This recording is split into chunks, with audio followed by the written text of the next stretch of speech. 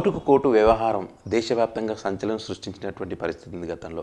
అయితే అదే కేసుకు సంబంధించి కీలక నేతల చుట్టూ ఉచ్చు బిగుస్తున్నట్టుగా కనపడతా ఉంది. మొత్తం ఈ కేసు వ్యవహారంలో మనీ లాండరింగ్ జరిగిందనేటువంటి అంశాలను తీసుకొని ఈరోజు ఈడీ దర్యాప్తు ముమ్మరం చేసింది. అందులో భాగంగానే బిఎం నరేందర్ రెడ్డికి సంబంధించినటువంటి ఆయన కుమారుల్ని, ఆయనతో పాటు ఆయన కుమారులను కూడా నిన్న బషీర్బాగ్లోని ఈడీ కార్యాలయానికి పిలిపించి 7 గంటల పాటు విచారణ చేసినటువంటి పరిస్థితి ఉంది. వాళ్ళ నుంచి పలు కీలక అంశాలను నమోదు చేసుకున్నారు. అదేవిధంగా వారి నుంచి కొన్ని కీలక డాక్యుమెంట్లు కూడా తీసుకున్నట్టుగా సమాచారం ఉంది.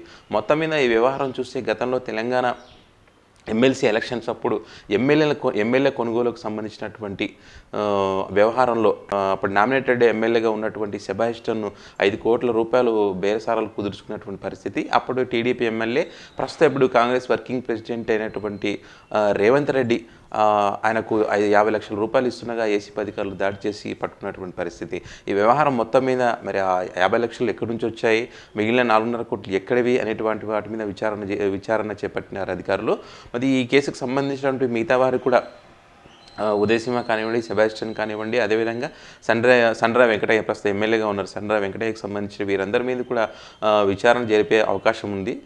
రాబోయే రోజులు విచారణ జరపడానికి అవకాశం ఉంది. ఈ నెల 18న ఉదయసింహను, 19న రేవంత్ రెడ్డిని విచారణకు హాజరుకమ్మని నోటీసులు కూడా జారీ చేసినటువంటి పరిస్థితి ఉంది.